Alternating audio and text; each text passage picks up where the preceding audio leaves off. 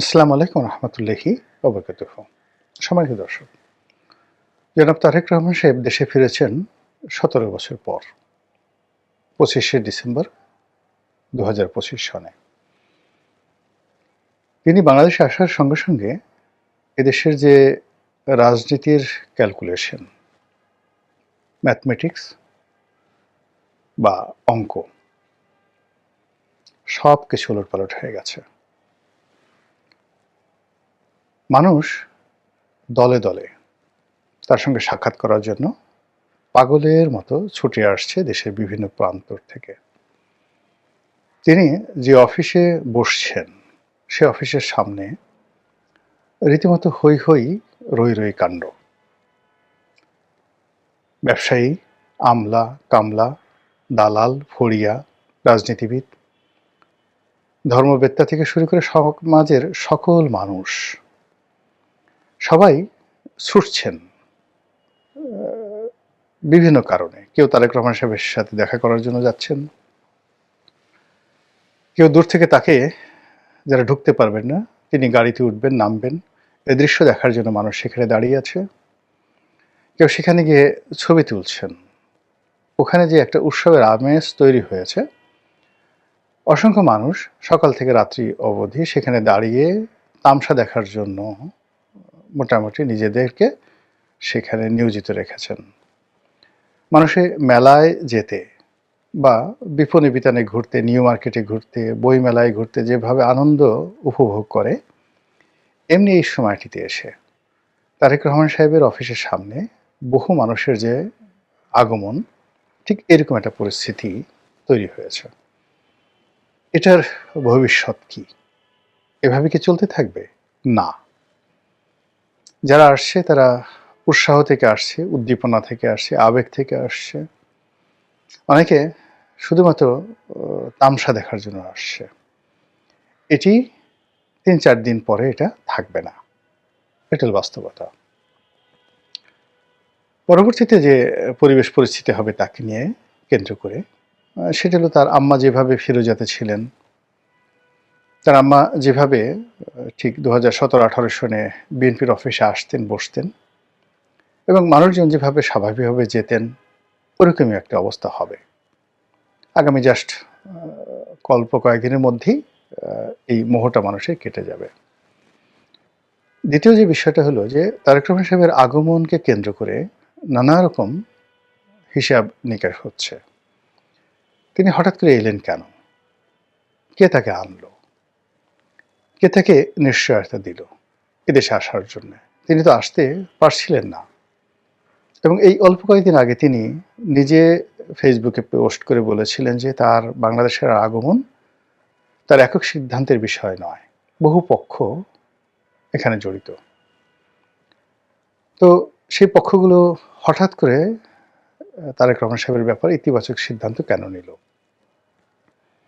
সেই পক্ষগুলো কারা? সেটা কি আমেরিকা?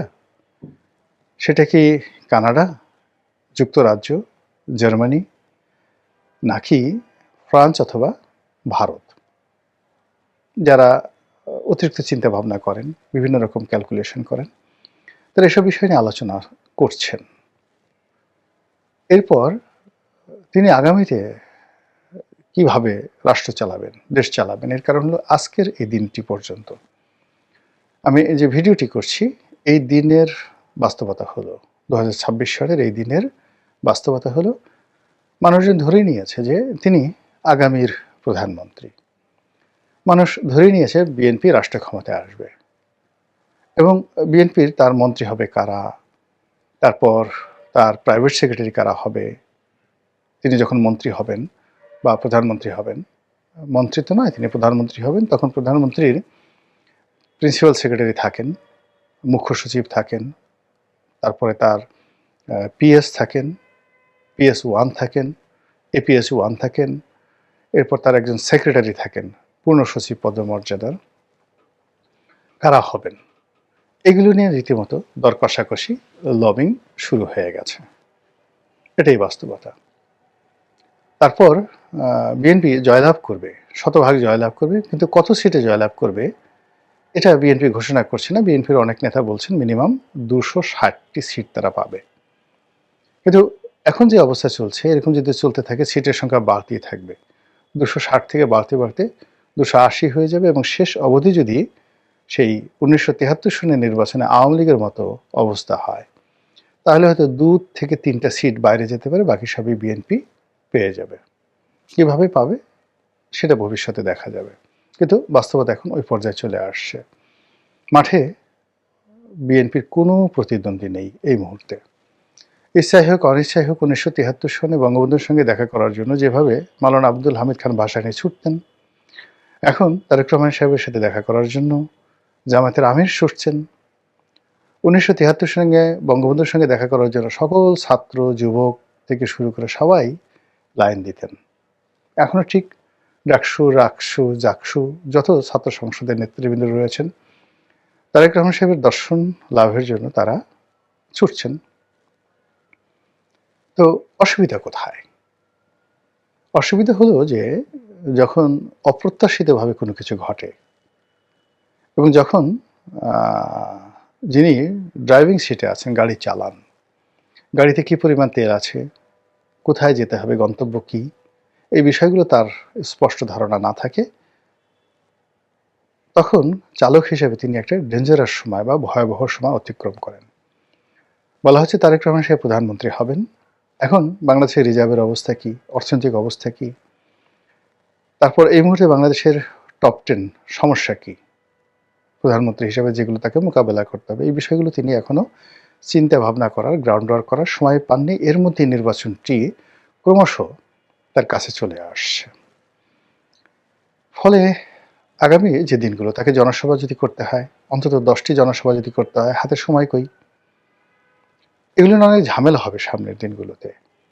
কিন্তু তার সাথে বড় যে ঝামেলা, সেই ঝামেলা হলো তারেক রহমান সাহেব কি জাতীয় সরকার গঠন করবেন, নাকি তিনি ভারতের কোনো এজেন্ডা বাস্তবায়ন করবেন?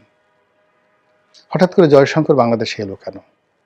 আর তার সঙ্গে এইভাবে দেখা করলে অনেকটা জয়শঙ্করের যে বডি ল্যাঙ্গুয়েজ ছিল এবং তারেক রহমান সাহেবের যে বডি ল্যাঙ্গুয়েজ, তাতে মনে হচ্ছিল তারেক রহমান সাহেব একেবারে প্রধানমন্ত্রী হিসাবে তাকে রিসিভ করছেন। আর জয়শঙ্কর ভারতের পররাষ্ট্রমন্ত্রী হিসাবে একজন স্বাধীন সার্বভৌম রাষ্ট্রের একজন প্রধানমন্ত্রীর সঙ্গে তিনি মত বিনিময় করছেন, এরকম একটা বডি ল্যাঙ্গুয়েজ সেখানে চলে আসছে।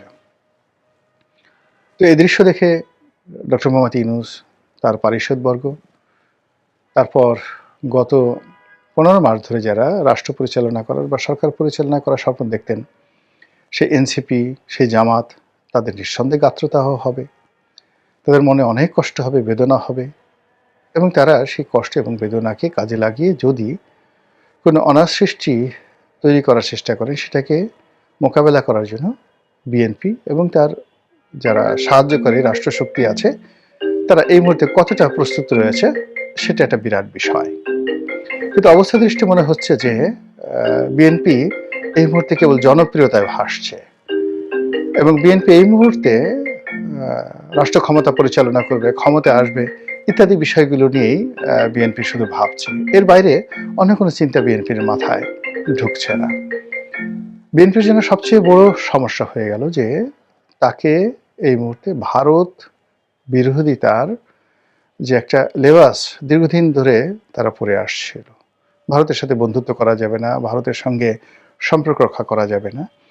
এখন মার্কেটে যে ন্যারেটিভগুলো ছড়িয়ে পড়েছে সেটা হলো যে ভারতের গ্রিন সিগন্যাল পেয়ে তারেক রহমান সাহেব আসছেন এবং আগামীতে তাকে ক্ষমতায় থাকতে হলে ভারতকে ছাড় দিতে হবে। তো এই যে ভারতকে ছাড় দিতে হবে, এটা তিনি কিভাবে মোকাবেলা করবেন এবং তার প্রেক্ষিতে কি ধরনের ছাড় ভারতকে দিতে হবে? আওয়ামী লীগকে রাজনীতিতে পুনর্বাসিত করতে হবে, নাকি শেখ হাসিনাকে বাংলাদেশে আসতে দিতে হবে, নাকি কি? এই বিষয়গুলো নিয়ে যত বেশি আলোচনা হচ্ছে এবং বিএনপি বিরোধী শক্তিদের যে সকল সোশ্যাল মাধ্যম রয়েছে তারা যে সকল ন্যারেটিভ প্রচার করছে, সেই ন্যারেটিভের কারণে ক্রমশ বিএনপি রাজনীতি যেভাবে জটিল হয়ে যাবে, সেটা জনাব তারেক রহমান সাহেব যদি মোকাবেলা করতে না পারেন, তার দেশে আগমন তার নিজের জন্য এবং বিএনপির জন্য একটা বুমেরাং পরিস্থিতি তৈরি করবে। আসসালামু আলাইকুম ওয়া রাহমাতুল্লাহি ওয়া বারাকাতুহু।